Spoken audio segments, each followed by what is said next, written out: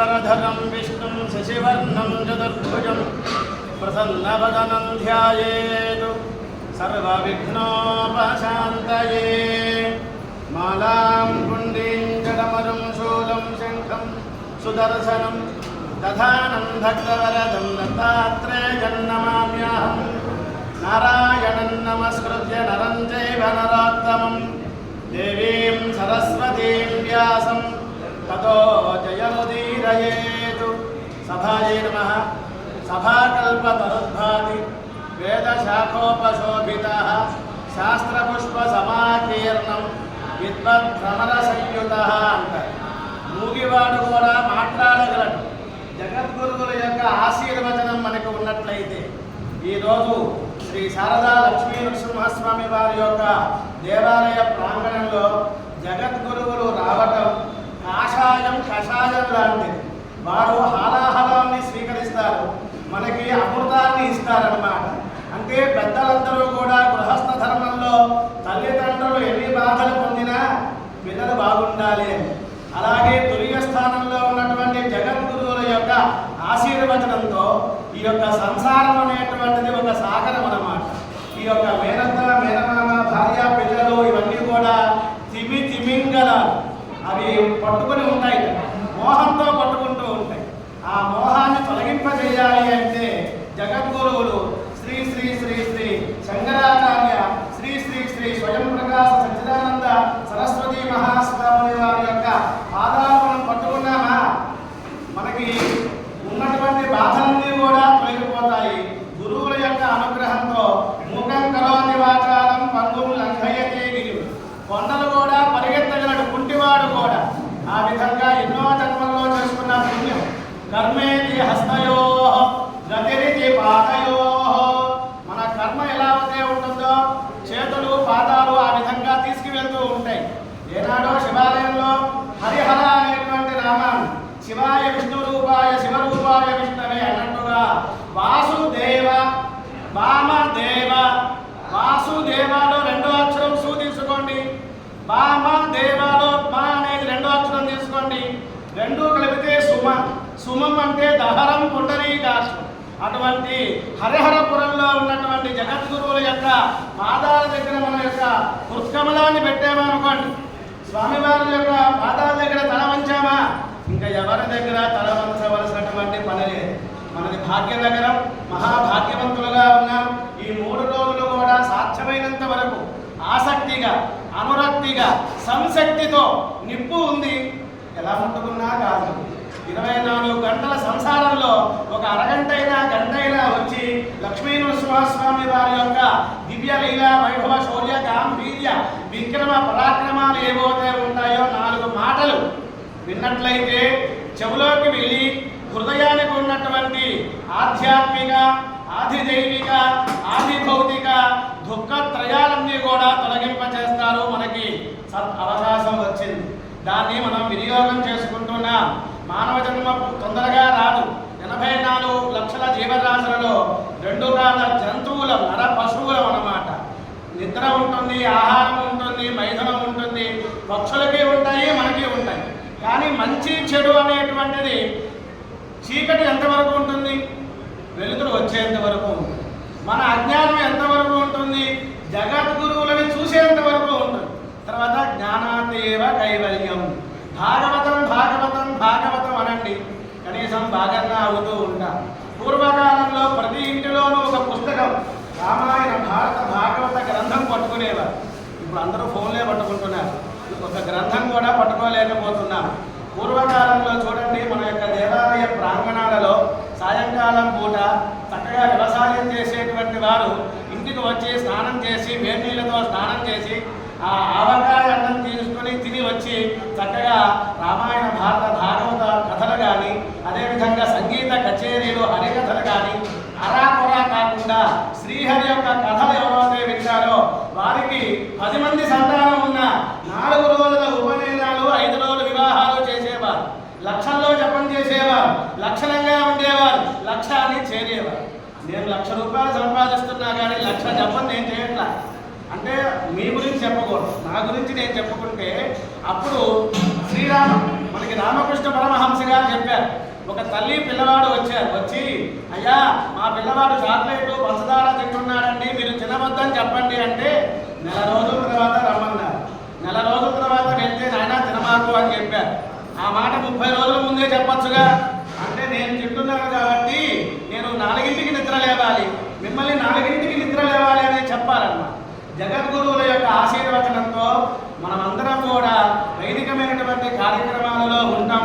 ప్రస్తుతం ఎలా ఉంది, భారతదేశం చాలా కొట్టుమిట్టాడుతూ ఉన్నది. ఎందుకని అంటే పూర్వకాలంలో ఒక ఇంటికి అల్లుడు వచ్చాడంటే ఊరిలో ఉన్న వారందరికీ మా ఊరి అల్లుడు అంటూ ఉండేవారు. ఇప్పుడు అపార్ట్మెంట్ కల్చర్ వచ్చింది, పక్కన 4 అంగుళాల గోడ ఏం జరుగుతుందో తెలియట్లా. కాబట్టి మనం భారతీయం సనాతన ధర్మాన్ని కాస్త అభివృద్ధి చేసుకోవాలి అంటే నిరంతరము భగవన్నామ స్మరణ చేస్తూ ఉండాలి. మీ పిల్లలకి ఆస్తులు ఇస్తారు, ఇవ్వకపోయినా వెళ్ళిపోతాయి. సంస్కారం ఇవ్వాలన్నమాట. అటువంటి వేద పురుషులు ఆగితాత్ములందరూ కూడా జగద్గురువుల యొక్క ఆశీర్వచనాన్ని తీసుకోవడానికి వచ్చారు. వారి యొక్క ఆశీర్వచనంతో మనం కార్యక్రమాన్ని ప్రారంభం చేస్తూ ఉన్నాము. ఉదయం 4ంటికి నిద్రలేస్తే స్నానం చేస్తే దానిని దేవతా స్నానము అంటారు. 4:30 ప్రాంతంలో స్నానం చేస్తే ఋషి స్నానము అంటారు. 5:30 ప్రాంతంలో స్నానం చేస్తే మనుష్య స్నానం అంటారు. ఈ కాలంలో పగలు పడుకుంటున్నారు, రాత్రి కూడా ఉద్యోగాలు చేస్తున్నారు.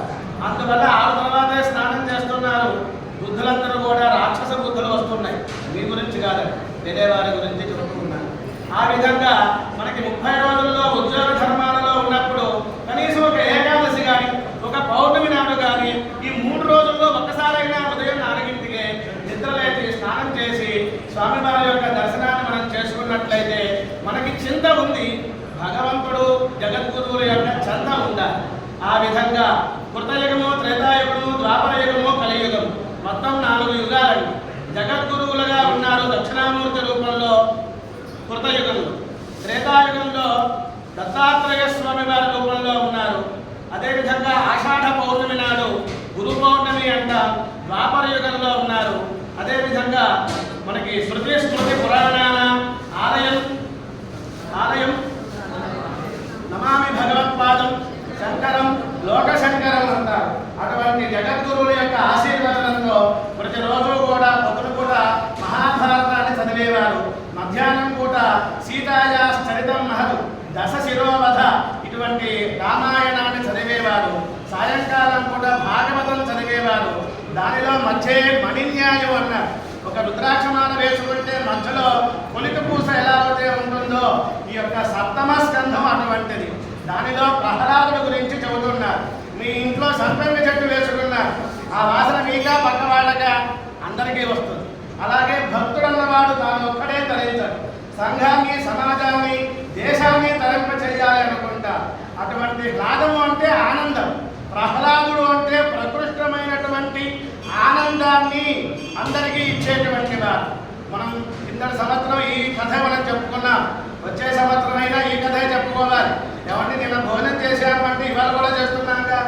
అందుకని నిరంతరం కూడా నాలుక మీద, జిహ్వ మీద భగవన్నామ స్మరణ నృత్యం చేస్తూ ఉండాలి.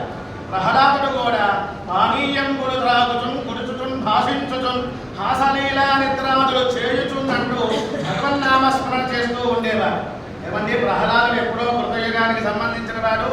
ఇప్పుడు ఈ కాలంలో వాటి వై వేరు ఎప్పుడు ఎక్కడ మాకు రుజువు చూపించండి అని పిల్లలు అడుగుతున్నారు. మా తాతగారు చెప్పారు, మా నాన్నగారు చెప్పారు, నేను చేస్తున్నాను. ఇప్పుడు ఈ కాలంలో రుజువు చూపించాలి కదా. త్యాగరాజస్వామి వారు ఉన్నారయ్యా, 96 కోట్ల రామనామ సంకీర్తన 40వ సంవత్సరంలోనే పూర్తి చేశారు అనేటువంటిది చెప్పాలి. కాబట్టి భాగవతంలో 7వ స్కంధంలో ప్రహ్లాదోపాఖ్యానం మనం చెప్పుకుంటూ ఉన్నాం. పరీక్షిత్ నరేంద్రుడు అడుగుతూ ఉన్నాడు, ఏమండి ఎవరు చెబుతున్నారు? వ్యాసుల వారి యొక్క పుత్రుడు శ్రీ శుకుల వారు చెబుతున్నారు. సుఖ అంటే చిలుక. మనం చిలక దగ్గరికి వెళ్ళి రామ అంటే రామానే అంటుంది, కృష్ణ అంటే కృష్ణానే అంటుంది. కాళిదాసు కవిత్వం నా సొంత పైత్యం అన్నట్టుగా ప్రతి వాళ్ళు కూడా ఉన్నది లేనిది అన్నీ కలిపి చెప్పేస్తూ ఉన్నారు. అలా కాకుండా వ్యాసుల వారు ఈ యొక్క భాగవతాన్ని 12 స్కంధాలతో 5,76,000 అక్షరాలతో మహామాల మంత్రంగా ఉన్నది ఉన్నట్టుగా చెప్పారు. అటువంటి సమయంలో పరీక్షిత్ నరేంద్రుడు అడుగుతున్నారు, అయ్యా భగవంతుడికి తనామన అనేది ఏముంటుంది? దేవతలు ఏం చేశారు? ఎప్పుడూ రాక్షసులనే చంపుతూ ఉంటారు. అదేమీ లేదు నాయన. ఒకసారి కొంతమంది దేవతలు ఒకసారి వృద్ధి పొందారనుకోండి, అహంకారం వస్తుంది. వాళ్ళని కిందకి తొక్కితే రాక్షసులు పైకి వస్తూ ఉంటారు. తనామన అనేటువంటిది లేదు. నిప్పు ఉన్నది, ఎలా ఉంటున్నా కాలుతుంది. అదేవిధంగా వైరంతో వెళ్ళటం చాలా కష్టం అండి. మామూలుగా మనం ప్రేమతో వెళ్తూ ఉంటాం భగవంతుడి దగ్గరికి. వైరంగా ఉన్న వారు ఏం చేస్తారు? నిద్రపోతున్నా, ఏ పని చేస్తున్నా భగవన్నామ స్మరణ తొందరగా చేస్తారు. అప్పుడు సారూప్యం వస్తుంది అన్న. అదే చెబుతున్నారు మనకి నారదులు వారు ధర్మరాజు వారికి రాజసూయ యాగం ఆ సన్నివేశంలో ఈ యొక్క ప్రహ్లాదోపాఖ్యానం చెబుతూ ఉన్నారు. తన యందునకిల భూతములందు ఒక భంగి సమహితత్వంగున తలుపువాడు పెద్దల పొడగన్న భృజునికై వడిచేటి నమస్కృతులు చేయువాడు కన్నుదోరికి అన్యకాంతల అడ్డం పైన మాతృభావన చేసి మరలువాడు తల్లిదండ్రుల భంగి ధర్మవత్సలతను దినులగాన చింతించువాడు సఫలయడ సోదర స్థితి తలుపువాడు లీలయందును బొంకులు లేనివాడు లలిత మర్యాదుడు ప్రహ్లాదుడు అధిపా. ప్రహ్లాదుడు యొక్క తండ్రి ఎటువంటి వాడండి? చక్కటి పిల్లవాడిని కన్నాడు అనుకుంటాం. దుర్మార్గులంతా కూడా హిరణ్యాక్షుడే, హిరణ్యకశపుడే అన్నమాట. ఈ హిరణ్యాక్షుడు ఎవరు అంటే విష్ణుమూర్తి యొక్క ద్వారం దగ్గర ఉన్నటువంటి ద్వారపాలకులు జయ విజయులు అన్నమాట. ఈ యొక్క సప్తఋషులు ఎవరైతే ఉంటారో, అలాగే సనక, సనందన, సనత్ కుమార, సనత్ సుజాత అనేటివారు. సనక అంటే సన అంటే బ్రహ్మవాచకం అన్నమాట. అలా 5 సంవత్సరాల వయసులోనే ఉంటారు. జ్ఞానంలో తెల్ల జుట్టు ఉన్నవారు, పండిపోయిన వారు. వయసేమో 5 సంవత్సరాల వయసు వారి. ఆ వైకుంఠానికి వెళ్తున్న సమయంలో వారు దారిలో అడ్డుపడ్డారు. 6 మార్గాలు దాటారు, 6 కక్షలు దాటారు, 6 ద్వారాలు దాటారు. 7వ ద్వారం దగ్గర ఈ యొక్క జయ విజయులు అడ్డుపడ్డారు.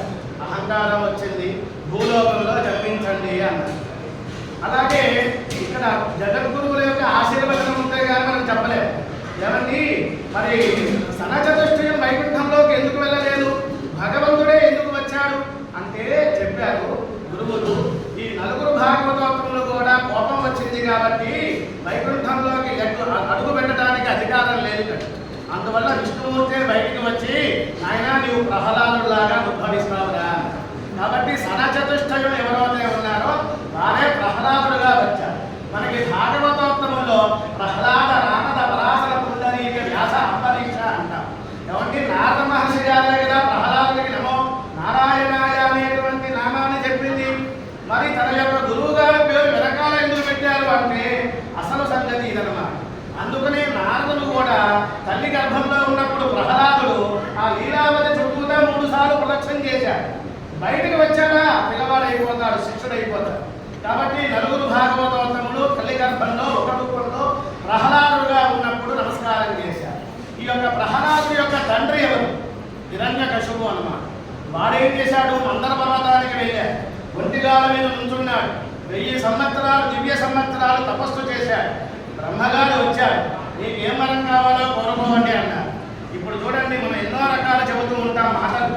ఒక చిన్న పద్యంలో మొత్తం కూడా పోతన్న గారు చెప్పారు. వాడు జనార్దుల లెక్కలో ఉన్నారు, మనం అందరం జనాభా లెక్కల్లో ఉన్నాం.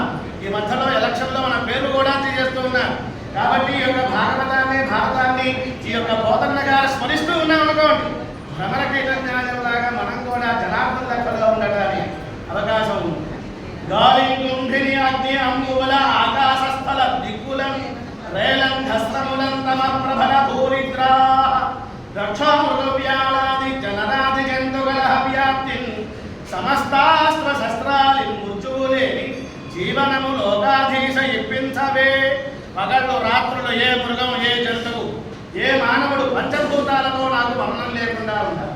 పగలు కాదు, రాత్రి పూట కూడా మరణం లేకుండా ఉండాలి.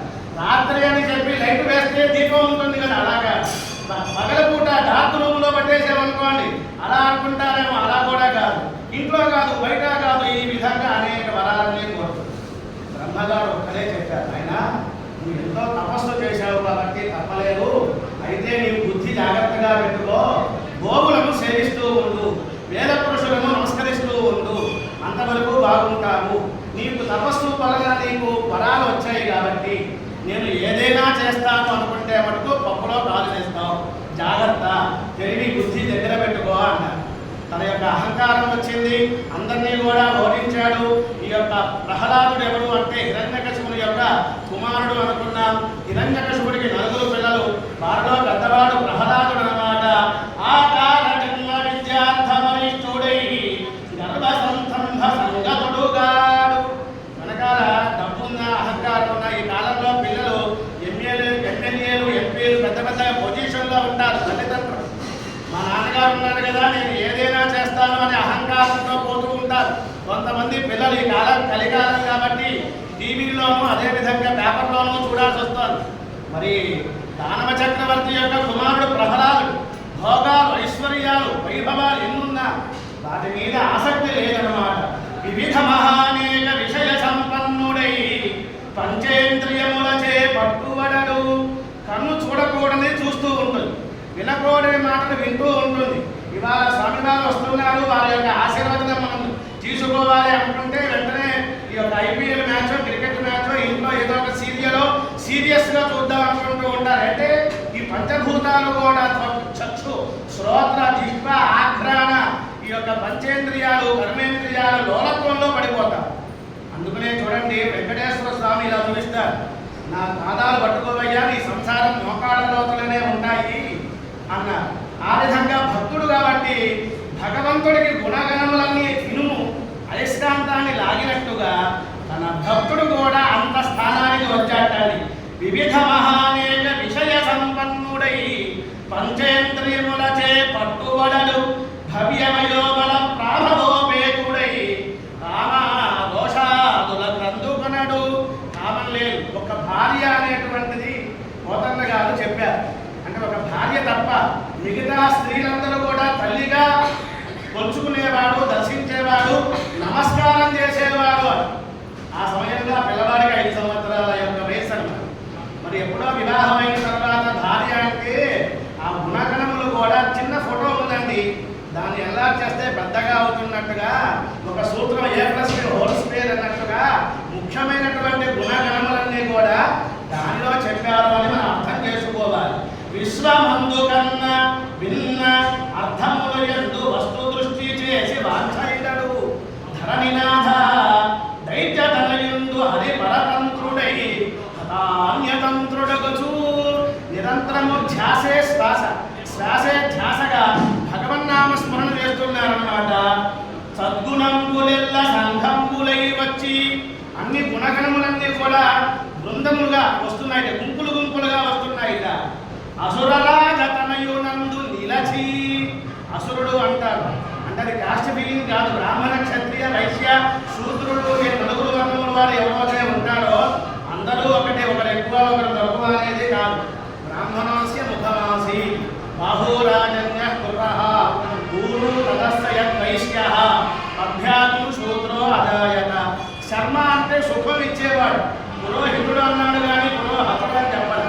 శాస్త్రం చదివిన వారు శాస్త్రి అన్నారు కాబట్టి పురోహితుడు కాబట్టి మంత్రి గారు, అదేవిధంగా రాజుగారు పక్కన ఉంటారు. మన యొక్క బాహువుల్లో రాజులు ఉన్నారండి, మీకు ఎదురుకుండా ఒక కాయ చేసుకుని ఇసిరేశారు, మీరు కాలటం పెడతారా, చేయటం పెడతారా? చెయ్యటం పెడతారు.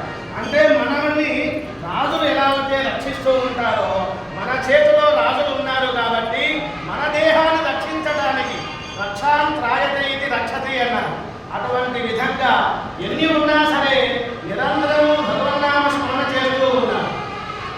మగవారైనా ఈ మధ్యకాలంలో మా పిల్లవాడు, తెలిసినవాడు, ఓ పిల్లవాడు 10th క్లాస్ తప్పాడు.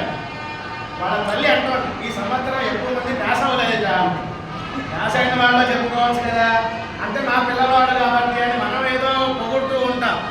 అలా కాదు, శత్రువులు కూడా పొగడాలి. ఈ యొక్క దైత్యులు, రాజులు, రాక్షసులు ఉన్నారు కదా, రాక్షసులు అంటే అశుభిహి తే రమంతే ఇది అసురాహ. ఇంద్రియ లోలత్వం కలిగిన వారందరూ కూడా అసురులే. అది కాస్ట్ ఫీలింగ్ ఏమీ లేదు, అందరిలోనూ ఉంటుందన్నమాట. దానిలో వీరికి బాగా ఎక్కువ ఉంటుందన్నమాట. ఈ యొక్క రాక్షసులకి శత్రువులు ఎవరు? దేవేంద్రాది సభలలో కూడా ప్రహ్లాదుడి యొక్క గుణగణములు కీర్తిస్తూ ఉండేవాటండి. భగవానైన సురేంద్రులం సభలలో ప్రహ్లాద శంకాసులం సుగుణోపే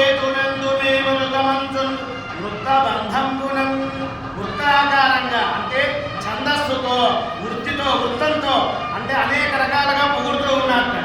పొగడం సత్తులు సత్కవీంద్రక్రియ గురునాథ, మీ నోటి సగభక్తుల దైత్యరాజతనియం పాటించి కీర్తింపరే. సరస్వతి అమ్మగారు చెప్పాలి అన్న ఆదిశేషుడికి 1000 శిరస్సులు ఉన్నాయి. బృహస్పతి గారు ఎన్ని రకాలుగా పొగడాలన్నా ఇంగ్లీష్లో ఒక అర్థం ఉంటుంది, సూపర్ పవరు, సుపీరియారిటీ పవరు. దాని తర్వాత ఎంత చెప్పినా తక్కువే. ఆదిశేషుడు కూడా 1000 శిరస్సులతో చెబుతూ ఉన్నా ఎక్కడో అక్కడ చెప్పట్లేదు ఈ యొక్క ప్రహ్లాదుని యొక్క గుణగణముల గురించి. శ్రీవల్లభుడు తన్ను చేరిన ఎట్లయిన చలికాంధ్రనెవ్వరి చేయడమరచు. 5 సంవత్సరాల పిల్లవాడు ఎలా ఉంటాడండి? ఈ కాలంలో ఫోన్ ఇచ్చేస్తున్నారు తల్లిదండ్రులు, వాడు వస్తాడు, మా పని మేము చేస్తాం అనుకుంటున్నారు. అది శుద్ధ తప్పండి. 5వ సంవత్సరంలోనే అక్షరాభ్యాసం చేయాలి, 3వ సంవత్సరంలో చేయకూడదు. అదేవిధంగా భోజనం పెట్టేటప్పుడు ఫోన్ ఇవ్వకండి, భగవన్నామ స్మరణ చేస్తూ ఉండాలి. ఇక్కడ కూడా తన యొక్క తోటి స్నేహితులతో ఆడుకోవట్లేదు, భగవంతుడే తన పక్కన వచ్చి ఆడుకుంటున్నట్టుగా తన్మయత్వంగా ఉంది. మాకు తెలిసినటువంటి జూపల్లి వారని ఒకరున్నారు, ఒక వంశం వారు. 4 తరాల క్రితం అండి వాళ్ళ ఇంట్లో జరిగిన ఒక సన్నివేశం. ఆ ఇల్లాలు చెబుతోంది, ఏమండి మీకు వంకాయ కూర అంటే ఇష్టము కదా, పొట్ట కోసి ఆ యొక్క శనగపిండితో మీకు వంకాయ కూర చేస్తాను అంటే సరే అన్న. లోపలికి వెళ్ళాడు ఆయన పూజా మందిరంలో, దేవతార్చన పూజ అంతా చేసుకుని బయటికి వస్తే ఆమె బెండకాయ కూర చేసింది. వంకాయ కూర చేస్తా అన్నావు కదా అంటే అవునండి, 3 రోజుల ముందు నేను వంకాయ కూర చేశాను, అప్పుడు పూజా మందిరంలోకి వెళ్ళాను, 3 రోజుల పాటు పిడుగులు పడుతున్నా వర్షం కురిసినా మీకు తెలియలేదు అన్న. ఈ కాలంలో కూడా మనం ఇంట్లో పూజ చేస్తుంటే ఆడవాళ్ళ కిచెన్లో ఆ పోపు వాసన మనకు వస్తుంది, అలా రాకూడదు. నిరంతరము భగవన్నామ స్మరణ చేస్తూ ఉండేవారు. అదేవిధంగా అసురాడితనంలో నాడిగలెట్లైన అసురవాళ్ళతోడ ఆడమరచు, భక్తవత్సలుండు సంభాషించినట్లయిన పరభాషలకు మారు పలకమరచు. పెద్దలు ఎవరైనా నాయనా బాగున్నావా, అన్నం తిన్నావా, మంచినీళ్ళు త్రాగుతావా అడిగితే వారికి సమాధానం కూడా భగవంతుడు తన పక్కన ఉన్నాడు కాబట్టి అది మర్చిపోతున్నారు. అడిగిన ప్రశ్నకి సమాధానం కూడా చెప్పట్లేదు అన్నమాట. సురవంధ్యతనలోన చూచిన ఎంట్లైన చొప్పి సమస్తంబు చూడమరచు. నిరంతరము 2 పాదాలు, అవి చక్కగా పద్మంలాగా ఉన్నాయి. పద్మంలో ఈ యొక్క భ్రమరము తుమ్మెద లోపల ఉన్న తేనెని ఎలా అయితే పువ్వుకి ఇబ్బంది లేకుండా ఆ మధువుని త్రాగుతూ ఉంటుందో, మనం నిరంతరం జగద్గురువుల యొక్క పాదాల వైపు చూస్తూ ఉన్నట్లయితే ఆ యొక్క అమృత రస ఆస్వాదన చేయాలి. అలా ఈ ప్రహ్లాదుడు కూడా విష్ణుమూర్తి యొక్క పాదాల యొక్క అమృత రస ఆస్వాదన చేస్తూ అలా ఓడలాడుతూ ఉన్నట్టు. ఉయ్యాల ఎలా అయితే ఊగుతూ ఉంటారో ఆ మనసు కూడా ఆనందంతో ఉంటాడు. ఎలా ఉన్నట్ట పానీయంబులు త్రాగుతున్ కుడుతున్ భాషించుతున్ హాసనీలా నిద్రాలు చేయుతున్ తిరుగుతున్ రక్షించుతున్ సంతత శ్రీమాల పద్మయుగళీ చింతామృతాస్వాద సంధానందై మరచన్ సురారిసుకుడు ఏతద్విశ్వము భూవర. భగవన్నామ స్మరణ చేస్తూ ఉన్నాను. అలా చేస్తూ ఉన్నప్పుడు తండ్రికి అనుమానం వచ్చింది, మా పిల్లవాడు జరుడుగా ఉన్నాడు, A+ మార్కులు రావట్లేదు, ప్రతి తల్లిదండ్రులు అనుకున్నట్టుగానే పిలిస్తే పలకట్లేదు కాబట్టి కాస్త కిండర్ గార్డెన్ అంటాం కదా, స్కూల్లో పడేసామనుకోండి. ఆ నోటీస్ ఈ కాలంలో ప్రతి ఇంట్లోనూ ఒక పిల్లవాడే ఉన్నాడు. 1 ముద్దు 2 హద్దు 3 వద్దు అనుకుంటున్నారు పిల్లల్ని. పూర్వం 10 మంది సంతానం అండి, వాళ్ళతో ఆడుతూ ఉంటే వాళ్ళు చక్కగా మాటలు వచ్చేస్తూ ఉండేవి.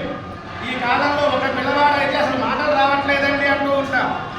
ఆ విధంగా పక్కన స్నేహితులతో పాఠశాలకు పంపించామనుకోండి, స్కూలుకు పంపిస్తే వాళ్ళతో పాటు వీడు కూడా అప్రయత్నంగా అనుకోకుండా లోపల ఉన్న చైతన్యం బయటికి వస్తుంది. జడ పదార్థంగా జడులాగా ఉన్నాడు అనుకున్నాడు ఈ యొక్క హిరణ్యకశిపుడు. లభ్యం పైన సురాధిరాజపదం రక్షింపడు. నా స్టామినా దర్పము బడాయి మా పిల్లవాడికి కొంచెమైనా రాలేదు. కాబట్టి మనం గురువులు ఎవరైతే ఉన్నారో శుక్రాచార్యుడు గారు వారి యొక్క పిల్లలు ఉన్నారు ఇద్దరు చండామార్కులు అని వారి దగ్గరికి మనం పంపించినట్లయితే ఆయన చదవాలయ్యా చదువు నివాదజ్ఞుడగు చదివిన సదసద్వివేక చతురతకలకు చదువగవలయము జనులకు చదివించద ఆర్యదత్త చదువు తండ్రి. ఆర్యులు అంటే పెద్దలు. గురువు గారి దగ్గరికి పంపిస్తానైనా చక్కగా పాఠం నేర్చుకో అన్నారు. వీళ్ళెవరండి? క్షత్రియ ధర్మానికి సంబంధమైంది. రాజనీతికి సంధి, యాన, విగ్రహ, వైదీభావ, సమాశ్రయ ఇట్లాగా 6 రకాలుగా ఈ యొక్క యుద్ధ నైపుణ్యానికి సంబంధించిన కొన్ని పద్ధతులు ఉంటాయి. అవన్నీ కూడా గురువు గారి దగ్గర చదువుకోవాలి. 4 వేదాలు చదువుకోవాలి. శస్త్రాస్త్రాలన్నీ కూడా నేర్చుకోవాలి. కాబట్టి గురువు గారి దగ్గరికి పంపిస్తాను అన్నారు. ఆ గురువు గారు వచ్చారు. అయ్యా మీరు బంధువులు, దయా సింధువులు, మీకు నమస్కారం చేస్తున్నాను. మా పిల్లవాడిని ఒక ఏర్చి పేర్చి చక్కగా విద్యలో కూర్చి పంపించండి అని. అంధ ప్రక్రియ ఉన్నవాడు ఎప్పుడు అంధుడుగా ఉన్నాడు, మేము పలిస్తుంటే పలకట్లేదు. అస్మత్ ప్రతాపక్రియ గ్రంథంకు ఇంచుకలేదు. మా యొక్క పరుగు బడాయి ఇతనికి లేదు. మీరు గురువులు, కారుణ్య చిత్తులు, గురు కృపని. మనం గురువు గారి దగ్గరికి వెళ్దాం అనుకుంటాం, హరిహరపురం ఎప్పటి నుంచో అనుకుంటాం, వెళ్ళలేము. స్వామివారే మన దగ్గరికి వస్తారు. అంటే అందుకనే నారదుడు గారు వలనే మనకి రామాయణం వచ్చింది. అదేవిధంగా నారదుడు గారి వలనే వ్యాసుల వారి దగ్గరికి వెళ్ళి భాగవతం వచ్చింది. నారం దదాదీతి నారద, జ్ఞానాన్ని ఇచ్చేటువంటి వారు. కాబట్టి ఆ గురువులు, జగద్గురువులు అక్కడే ఉండి ముక్కు మూసుకొని చక్కగా తపస్సు చేసుకోవచ్చుగా. అంటే నాయన 24 గంటల్లో సంసారంలో ఉన్నారు, పొద్దున్న ఇలా ఇంటికి లేవండి, ఇలా శ్రీచక్రార్చన చేయండి, ఇలా లక్ష్మీనరసింహస్వామి వారికి అభిషేకం చెయ్యండి అని మనకి చూపిస్తూ ఉన్నారు. ఆ విధంగా ఇక్కడ కూడా మీరు గురువులు కారుణ్య